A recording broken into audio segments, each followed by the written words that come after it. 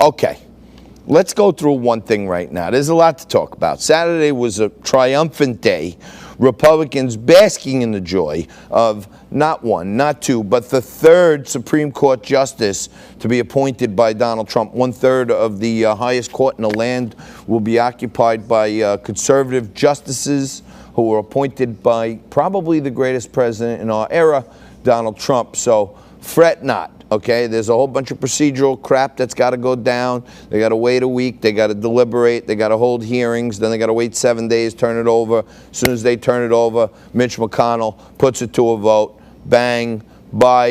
Listen to Uncle Johnny on this one. By Halloween, Amy Coney Barrett will be a Supreme Court justice. So any shenanigans that are going on out there with these mail-in ballots and all this other stuff, fret not, because it'll go all the way to the highest court, and we got that thing on lock now, even with John Roberts being a little wishy-washy. When we talk about the potential fraud going on with mail-in voting, look no further than James O'Keefe and Project Veritas, who basically exposed a member of Ilhan Omar, a freshman congresswoman who hates America, who says 9/11, some people did some things. But James O'Keefe on Sunday exposed how mass voter fraud takes place in Minneapolis, and Ilhan Omar kind of uses this. Insider Omar Jamal revealed mass voter fraud and shared investigative details of the sophisticated planning that goes for the pay-for-vote scheme. The video features Liban Mohammed, an Omar-connected ballot harvester, boasting about the number of absentee ballots he has in his car. He was recorded. Now, you got to check this out. We don't have it, but I'm going to get it, okay? He says on video, the numbers don't lie, numbers don't lie. You see my car? It's full. All these here are absentee ballots. Can't you see? Look at them. My car's full, he's heard saying. All these are for Jamal Osman. Look, we got 300 today for Jamal Osman.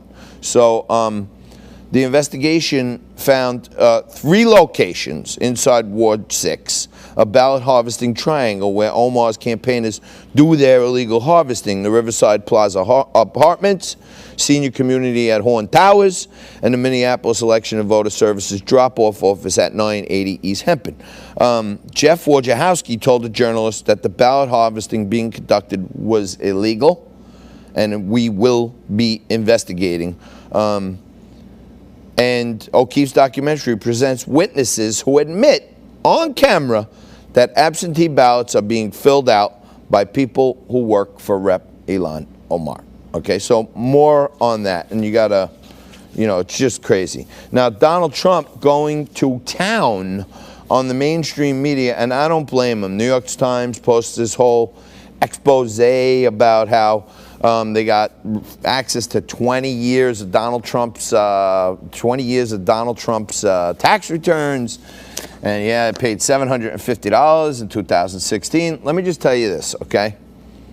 Read the whole article, if you would. Do me a favor, okay? Read the whole article, because it says that over the course of the last 20 years, since 2000, Donald Trump has paid nearly $100 million in taxes, okay, federal taxes. Now, when you have a whole bunch of businesses that flow through to you, you have losses. The losses get offset against your gains.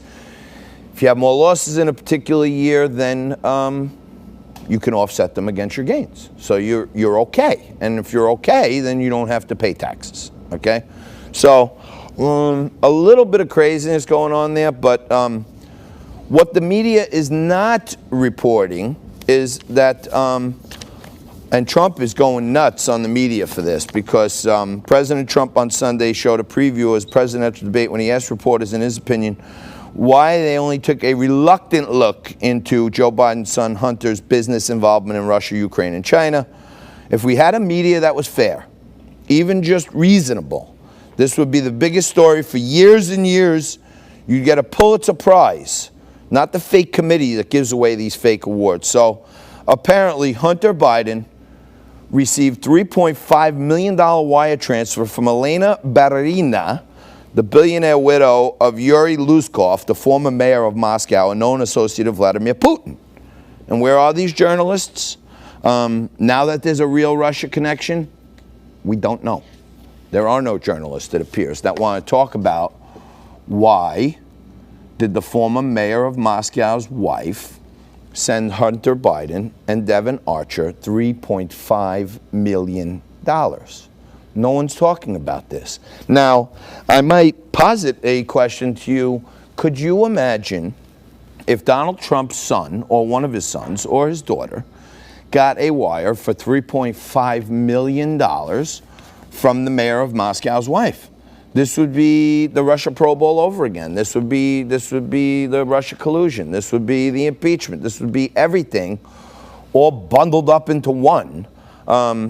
If the end of that wire transfer had the name Donald Trump Jr. on it, or Eric Trump, or Ivanka Trump, if they got $3.5 million from the mayor of Moscow's wife, could you imagine what would be going on right now with just under 40 days left till the election? It would be absolute and utter mayhem.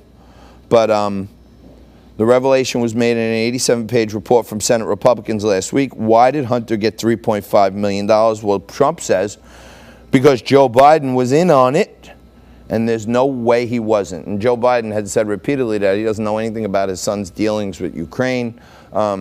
Maybe someone in the media, when Joe Biden has one of these pressers with 10 people sitting in circles, can ask him, why did your son get $3.5 million from the mayor of Moscow's widow? I don't know. I guess we'll look into it further. We're going to take a quick break right here. Fernando Uribe is going to join us as he does every Monday, and hopefully a little later we'll have Judge Janine and a host of great guests for this Money Monday edition of Liquid Lunch on Biz TV.